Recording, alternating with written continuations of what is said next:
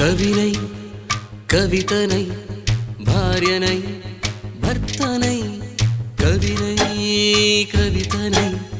భార్యనై భర్తనై మల్లెల దారిలో మంచు ఎడారిలో మల్లెల దారిలో మంచు ఎడారిలో పన్నీటి జయగీతాల కన్నీటి జలపాతాల నాతో నేను అనుగమిస్తూ నాతో నేనే రమిస్తూ ఒంటరినై అనవరతం కంటున్నాను నిరంతరం